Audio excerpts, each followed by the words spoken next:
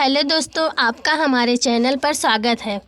मेरा नाम गीता है। मेरी बहन सीता के लिए आज बहुत ही अच्छे और अमीर घर से रिश्ता आया था, जो कि बहुत ही ज़्यादा अमीर लोग थे। उनके 2 बेटे थे, जिसमें से सबसे छोटे बेटे के लिए ये रिश्ता आया था। बाकी बड़ा बेटा पहले से ही शादीशुदा था और उनके घर में उनकी माँ भी थी। मेरी बहन ने इस रिश्ते के लिए हाँ तो कह दिया था, लेकिन वो बहुत परेशान और खोई खोई सी रहती थी। हमारे घर में इनकार की गुंजाइश वैसे भी नहीं होती थी। अगर वो इनकार करती तो पापा तब भी उनकी शादी करा देते, क्योंकि पहले 2 बहनों के साथ भी यही हुआ था। लेकिन दीदी हद से ज़्यादा परेशान थी। मैं घर में सबसे छोटी थी, मुझे सबसे ज़्यादा चिंता रहती थी। मैंने दीदी से बार बार पूछा लेकिन उसने मुझे कोई बात नहीं बताई। शादी वाले दिन जब मैं उनके कमरे में गई तो उन्हें जगाने के लिए आवाज़ की, उनकी शादी है, कम से कम आज तो जल्दी उठ जाए। मगर मैं हैरान हो गई, वो बिस्तर पर मौजूद नहीं थी। उसने तकियों को ऐसे रखा था जिससे कि हम ये समझें कि वो सो रही हैं। इसका मतलब वो रात में ही घर से कहीं भाग गई थी। शादी के सारे इंतज़ाम पूरे थे और बारातियों के फ़ोन भी आ रहे थे कि हम लोग दोपहर 3 बजे तक पहुंच जाएंगे, और यहाँ पर दुल्हन ही गायब थी। मेरे पापा की मोहल्ले में बहुत इज्जत थी। भगवान ने उनको 4 बेटियां दी थी, लेकिन फिर भी कभी उन्होंने अपनी बेटियों के बारे में ऐसा नहीं कहा था कि भगवान ने मुझे बेटियां दी हैं, मेरे पास बेटा नहीं है। हमने हमेशा उनकी इज्जत रखी थी। लेकिन मेरी बहन न जाने क्या सोच के घर से भाग गई। वो हमारे लिए लेटर छोड़ कर गई थी, जिसमें लिखा था वो अपनी पसंद के लड़के के साथ जा रही हैं। मेरे माँ बाप बहुत ज़्यादा परेशान हो गए थे। उन्होंने मुझसे कहा कि मैं दुल्हन बनकर बैठ जाऊं, लेकिन अगर मैं ये कुर्बानी देने के लिए तैयार भी हो जाती तो क्या लड़के वाले इस बात के लिए मान जाते? वो तो मेरी बहन को पसंद करके गए थे। मैं दुल्हन बनकर बैठ गई। जब तक बारात नहीं आई सब कुछ नॉर्मल था। फिर मेरी माँ लड़के की माँ को बुलाकर लाई, उनको रो रो कर सारी बात बताई और उनके कदमों में बैठ गई और कहने लगी कि हमें माफ़ कर दें, हम बहुत मजबूर हैं, हमारी इज्जत रखें, हमारी छोटी बेटी से अपने बेटे की शादी कराने के लिए मान जाएं। अगर बारात वापस चली गई तो हमारी बहुत बदनामी होगी। मेरी बहन की सास बहुत अच्छी औरत थी। उन्होंने मेरी माँ के कंधे पर हाथ रखा और कहा कि आपको चिंता करने की ज़रूरत नहीं है, इसमें आपकी गलती नहीं है। आपके साथ जो हुआ है आपकी बेटी ने किया है, इसमें आपका कोई कसूर नहीं है। आप चिंता ना करें, हम आपकी छोटी बेटी को स्वीकार कर लेंगे और मैं भी अपने बेटे को समझा दूंगी। उन्होंने उसी समय अपने बेटे को सारी बात समझा दी और मेरी शादी हो गई और जल्दी जल्दी विदाई भी, ताकि ज़्यादा देर न लगे और लोगों को बातें करने का मौका ना मिले। मेरे माँ बाप ने उन्हें कहा कि आपने हमारी इज्जत रख ली है, हमारी बेटी हमेशा आपकी सेवा करेगी। मैंने भी कसम खाई थी कि जिस औरत ने मेरे घर की इज्जत बचाई है, मैं हमेशा उसके साथ अच्छा बर्ताव करूंगी। मैं उस घर में चली गई। अपनी सास के छोटे बेटे की पत्नी थी। उन्हें अपने छोटे बेटे से बहुत मोहब्बत थी। उन्होंने कहा कि तुम्हें परेशान होने की कोई ज़रूरत नहीं है। मेरी दोनों बहुएं बहुत ही अजीब हैं, मैं उनको पसंद करके लाई थी, लेकिन उन्होंने अपना रंग दिखा दिया।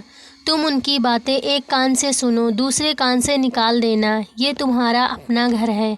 मैं बहुत परेशान थी, माँ बाप के लिए भी और अपनी बहन के लिए भी। लेकिन अब मेरी ज़िंदगी शुरू हो गई थी। मैं इस शादी के लिए तैयार नहीं थी, लेकिन मुझे शादी अपने माँ बाप की इज्जत बचाने के लिए करना पड़े। मुझे क्या पता था कि आज मेरी बहन की जगह मेरी शादी हो जाएगी।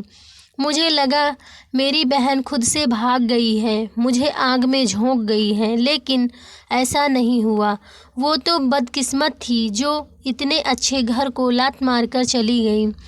चाहे वो किसी महल में भी भाग गई हो, लेकिन ये बात उसके रिश्तेदार कभी नहीं भूलेंगे कि वो भाग कर गई है।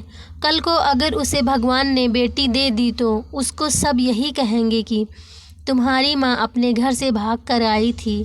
लेकिन घर से भाग जाने वाली लड़कियाँ इस बारे में सोचती ही नहीं हैं। इतनी सी बात इंसान क्यों नहीं समझ आती। मेरी सास बहुत अच्छी थी। कहते हैं कि जिसके दिल में भगवान का डर होता है वो इंसान बुरा नहीं हो सकता। बुरा इंसान हमेशा वो ही होता है जो भगवान को भूल कर बैठा होता है। मेरी सास पूरा दिन हाथ में माला पकड़े जाप और पूजा अर्चना करती रहती। पता नहीं उनको देखकर मेरे दिल को एक सुकून सा आ जाता था। लेकिन इस घर में रहते हुए मैंने ये बात नोट की थी कि उनकी इस घर में कोई इज्जत नहीं है। उनसे पूछकर कोई काम नहीं किया जाता। यहाँ तक कि उनके बेटे उनके साथ बदतमीजी करते रहते थे। वो बीमार रहती थी, कोई बेटा भी उनके खाने पीने का ख्याल नहीं रखता था। लेकिन आज घर में उनके पसंद का खाना बना था। मैंने सास को कहा था कि आपको सेहत के लिए यही सब खाना है, आपके लिए कोई और चीज़ बना नहीं सकती।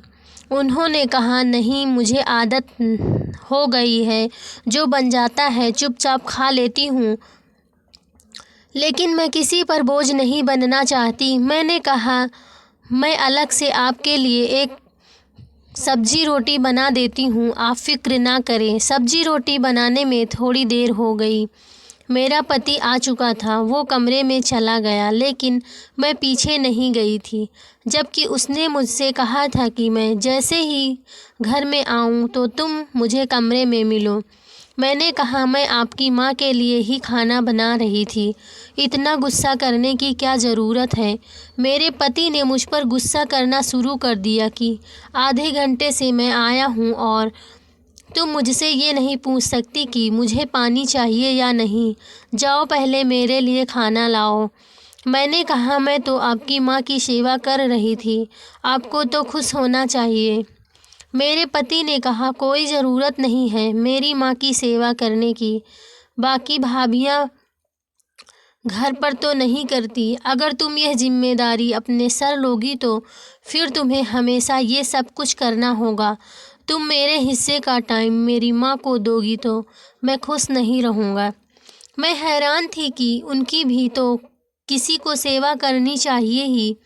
मेरे पति ने कहा तुम मेरी माँ को छोड़ दो, वो खुद अपना ख्याल रख लेंगी, उनके पास बहुत पैसा है। मुझे ये बात अजीब लगी, लेकिन फिर भी मैं अपनी सास की सेवा करती थी, क्योंकि मैं ये सब बात नहीं भूल सकती थी कि उन्होंने हम पर इतना बड़ा एहसान किया है। अगर उस टाइम वो इनकार कर देती और शोर मचा देती तो आज हमारी इज्जत मोहल्ले में 2 टके की भी नहीं रहती। ये लोग दूसरे शहर में रहते थे, इसलिए मेरे किसी भी ख़ानदान वाले को ये नहीं पता था कि उस दिन उनकी बहन की जगह मैं विदा हुई हूँ। वो यही समझ रहे थे कि मेरी बहन विदा हो गई है और मैं अपने पापा के दोस्त रमेश अंकल के घर चली आई हूँ। मेरे माँ बाप ने रिश्तेदारों और मोहल्ले वालों से भी कह दिया कि मेरी बहन और उसका पति बाहर के चले गए हैं। मेरी शादी मेरे पापा के दोस्त के बेटे के साथ हो गई है। मेरे माँ बाप अपनी इज्जत बचाने के लिए बहुत से झूठ बोलते रहे, क्योंकि समाज तो जवाब मांगता है तो समाज को जवाब देना ही पड़ता है। सर्दियों का मौसम आ रहा था। मेरी सास ने सबको पैसे दिए और कहा कि अपने कपड़े ले आओ, लेकिन जब वो पैसे मुझे देने लगी तो मैंने कहा मुझे पैसे नहीं चाहिए, अभी तो मेरी शादी हुई है, मेरे पास बहुत सारे कपड़े हैं। मेरी एक जेठानी ने कहा फिर तुम्हारे हिस्से के पैसे भी मुझे दे दो। इस बात पर वो हंसने लगी। मेरी सास ने कहा कोई बात नहीं, तुम्हें चिंता करने की ज़रूरत नहीं है, ये लक्ष्मी के पैसे हैं, जब इसको चाहिए होंगे वो मुझसे ले लेगी। ये मेरे पास सुरक्षित रहेंगे। इस बात पर जेठानी ने कहा, आपके पास तो बहुत कुछ पड़ा हुआ है, लेकिन पता नहीं सुरक्षित है या नहीं। इतना कहकर वो अपने कमरे में चली गई। मेरी जेठानी मेरी सास को ढके छुपे शब्दों में ताने मारती थी। मैंने अपनी सास से कहा, आप क्यों इन सब की बातें सुनती हैं, जवाब क्यों नहीं देती? उन्होंने कहा, मुझे जवाब देने की आदत नहीं है। इन सबको भाग्यशाली समझो या मेरी बदनसीबी कि मेरा पति इनकी शादियों से पहले ही इस दुनिया से चला गया, नहीं तो इन सबको सीधा कर देता। वो बहुत ही ज़्यादा सख्त इंसान थे। बस वो इस दुनिया से चले गए। सारी ज़िंदगी पैसे कमाते रहे। जब घर बैठने का वक्त आया तो उनको मौका ही नहीं मिला। तभी तो ये बच्चे इस कदर बिगड़ गए हैं। अब मेरी बात भी नहीं सुनते, इसलिए मैं इनके मामलों में नहीं बोलती। लेकिन एक बात थी कि मेरी जेठानियाँ अभी तक माँ नहीं बनी थी। उनकी शादी मेरी शादी से 3 साल पहले ही हो चुकी थी। मैं अपने पति से छुपकर अपनी सास की सेवा किया करती थी कि कहीं उन्हें पता न चल जाए। लेकिन एक दिन वो अचानक से घर में आए। तब मैं अपनी सास के पांव दबा रही थी। मेरी सास ने मुझसे कहा कि फ़ौरन अपने कमरे में चली जाओ, नहीं तो मेरा बेटा तुम्हें डांटेगा। मैं सोच रही थी डांट तो मुझे पड़ेगी। मैं कमरे में गई तो मेरे पति ने कहा, तुम इतनी चालाक लगती नहीं हो, लेकिन तुम बहुत ज़्यादा चालाक हो। मैंने कहा कि क्या मतलब? उसने कहा, तुम मेरी माँ की सेवा इसीलिए कर रही हो कि तुम्हें भी पता चल गया है कि सारी जायदाद की मालकिन वो अकेली ही हैं और जल्द ही अपनी वसीयत लिखने वाली हैं।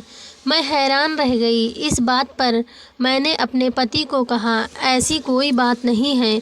आपको पता है उन्होंने हम पर कितना बड़ा एहसान किया है। मेरे पति ने कहा, इसमें तुम्हारा तो कोई कसूर नहीं है।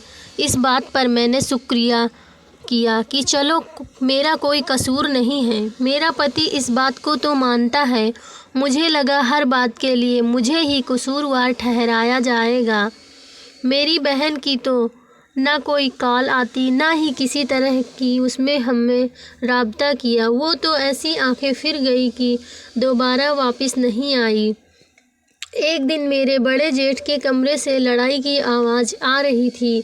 यहाँ तक कि मेरे पति की भी आँख खुल गई। उसने कहा कि ये रोज़ का काम है। अगले दिन तीनों भाई एक साथ बैठे थे। मुझे चाय बनाने को कहा। मैं चाय बनाकर ले गई। मैंने सुना कि वो सब वसीयत के बारे में बात कर रहे थे।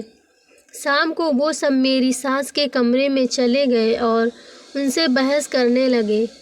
ऐसा लगता था वो अभी अपनी माँ को मार देंगे। मेरी सास ने कहा कि मैं मर तो नहीं रही जो इतनी जल्दी वसीयत लिख कर चली जाऊँ। तुम लोगों को शर्म नहीं आती? इस तरह की बात करते हुए सब कुछ तुम लोगों का है।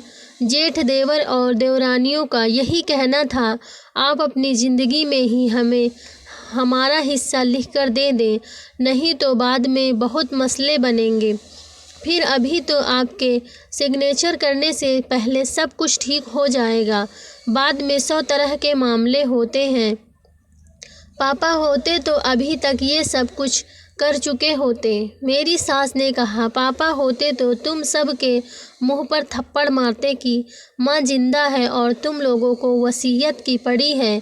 मैं घर चला रही हूँ, तुम लोगों की पत्नियों के सर्दी गर्मी के कपड़े बनाती हूँ, घर में राशन मेरे पैसों से आता है। तुम लोगों ने कभी 1 रुपया नहीं खर्च किया। मेरी सास कोई अनपढ़ औरत नहीं थी, पढ़ी लिखी थी। उन्होंने यह सब सीधी कर दी। बेटे खामोश हो गए। उन्होंने साफ शब्दों में सब कुछ कह दिया। मैं इस मामले में कुछ बोलने लगी तो मेरे पति ने कहा, तुम्हें ज़्यादा बोलने की ज़रूरत नहीं है। दूसरे भाइयों की पत्नियों को देखो, बाद में उनका साथ देती हैं और तुम मेरी माँ की नौकरानी बनकर बैठी हो। ऐसा लगता है शायद तुम्हारी बहन तुमसे ज़्यादा समझदार थी। हम इसी बात को लेकर एक दूसरे से बहस करते रहे। इस घर में धीरे धीरे झगड़े बढ़ने लगे थे। इन लोगों ने जानबूझकर अपनी माँ को परेशान करना शुरू कर दिया था कि ताकि वो तंग आकर खुद ही जायदाद बेटों के नाम कर दें। घर में फिर लड़ाइयाँ होने लगी। मेरी सास ने कहा, जब तक मैं जिंदा हूँ तब तक यह नहीं होगा। दिल तो मेरा कर रहा था। मेरी सास ने कहा, मन तो कर रहा है तुम लोगों को कुछ भी ना दूं। तुम इस काबिल नहीं हो। सब कुछ मेरे पति ने बनाया है, तुम लोगों ने नहीं बनाया। तुम लोगों को घर मिल रहा है, खाना मिल रहा है, यही तुम लोगों के लिए काफ़ी है। इसी में खुश रहो। मेरी सास ने यहाँ तक भी कह दिया कि दिल तो करता है सारी जायदाद किसी अनाथालय के नाम करके चली जाऊँ। मेरी सास बहुत ज़्यादा परेशान रहती थी। इंसान बच्चों को कितनी तकलीफ़ से पैदा करता है, उसके बाद भी तकलीफ़ उठाता है। जब तक ज़िंदा रहता है बच्चों के बारे में सोचता रहता है। मैं 3 बेटों की माँ हूँ, लेकिन आज मुझे इस बात पर शर्मिंदगी हो रही है। उधर बेटों ने प्लान बना लिया था कि पेपर्स बनवा लेते हैं, उन पर माँ के सिग्नेचर के बजाय अंगूठा लगवा लेते हैं। उनको पता भी नहीं चलेगा। ज़बरदस्ती अंगूठा लगवा लेंगे। लेकिन यह बात मेरी सास ने सुन ली थी। अपने बेटों को बहुत बातें सुनाई, यहाँ तक कि वो रो रो कर बेहोश हो गई। उन्होंने कहा, मेरी औलाद अब इस हद तक गिर गई है कि अब हर हद पार कर सकती हैं। उनकी पत्नियां दिन रात उनके दिमाग खराब करती रहती हैं। मेरा पति भी उन्हीं की बात सुनता था। मेरी सास ने कभी किसी बहू के साथ कोई बदतमीजी नहीं की थी, कोई बुरी बात नहीं की थी। फिर भी वह सब उनको दुश्मन समझती थी। ये सोचकर मुझे बहुत बुरा लगता था। एक रात घर में बहुत लड़ाई हुई। सभी ने अपनी अपनी हदें पार कर दी और तीनों बेटों ने अपनी माँ पर हाथ उठाया था। मेरी तो आंखों से आंसू आ गए। मेरी सास की तबीयत खराब हो गई। मैं उनकी तबीयत का पता करने के लिए गई तो उन्होंने कमरे को अंदर से लॉक कर लिया था। मैंने सोचा वो शायद बहुत परेशान हैं। मैंने उनको तंग करना मुनासिब नहीं समझा। मैं भी सो गई। जब से मेरी सास को पता चला था कि उनके बेटे इस हद तक गिर चुके हैं, वो बहुत ज़्यादा उदास रहती थी। किसी पर भी भरोसा नहीं करती थी सिवाय मेरे। एक दिन मेरे पति ने कहा, माँ तुम पर भरोसा करती हैं, हमारे हाथ से पानी लेकर भी नहीं पीती। तुम उनको किसी तरह बेहोशी की दवा दे दो ताकि हम उनका अंगूठा लगवा लें। मैंने कहा, मैं ऐसा बिल्कुल भी नहीं करूँगी। मेरे पति ने कहा, इसमें तुम्हारा ही फ़ायदा है। मेरे पास दौलत आएगी तो तुम्हें भी मिलेगी। बाकी भाइयों की पत्नियों को देखो कितनी समझदार हैं। बस मेरी किस्मत फूटी थी जो मुझे तुम मिल गई हो। बस करो ये दिखावा करके तुम्हें कुछ नहीं मिलेगा। वो तुम्हारी सास है और सास बहू में कभी भी दोस्ती नहीं हो सकती। मेरे पति ने मुझे पहले बहुत प्यार से समझाया। मैंने साफ मना कर दिया तो उन्होंने मुझे भी बातें सुनाना शुरू कर दी। मैं तुम्हें तलाक दे दूंगा। मैंने कहा, आप जैसे इंसान के साथ रहने से अच्छा है मुझे तलाक ही मिल जाए। जो अपनी माँ के साथ धोखा करने को तैयार है, कल को पत्नी को भी बेच देगा। इस बात पर मेरे पति ने मेरे मुंह पर थप्पड़ मार दिया। मेरी सास ने देख लिया। उन्होंने कहा, यह तुम्हारे चेहरे पर क्या हुआ है? मैंने कहा, मैं गिर गई थी। उन्होंने कहा, बेटी मैं 70 साल की होने वाली हूँ, मुझे पता है तुम गिरी नहीं हो। तुम्हारे पति ने तुम पर हाथ उठाया है। अब बताओ मुझे। मैंने कहा कि कोई वजह नहीं है, बस ऐसे ही लड़ाई हुई थी। मैंने उनको असल बात नहीं बताई। मैं उनको और परेशान नहीं करना चाहती थी, लेकिन शायद वो सारी बात समझ गई थी। मुझे देखते ही उनकी आंखें भर गई। इस तरह दिन गुजरने लगे। एक दिन न जाने क्या हुआ, मुझे वक्त से पहले ही नींद आ गई, लेकिन आधी रात को अपनी सास के चिल्लाने पर मेरी आंख खुल गई। मैं भागकर अपनी सास के कमरे में गई। मैंने देखा तीनों भाई और दोनों भाभियां वहां खड़े थे। मैं हैरान हुई कि अब क्या हो रहा है। जब मैंने सामने का दृश्य देखा तो सब समझ गई। मेरे कदमों तले से ज़मीन निकल गई। मैंने तेज तेज रोना शुरू कर दिया। वो अपने मकसद में कामयाब हो गए थे। उन्होंने अपनी माँ से जायदाद के पेपर्स पर सिग्नेचर करवा लिए थे और अपनी माँ की टांग तोड़कर उन्हें घर से बाहर निकाल दिया। सुबह की रोशनी फैल गई थी। मेरी सास घर में नहीं थी। दरवाज़ा खुला था। बाहर आंगन में उनको घसीटने के निशान ज़मीन पर साफ दिखाई दे रहे थे। तीनों भाई बहुत ज़्यादा खुश थे।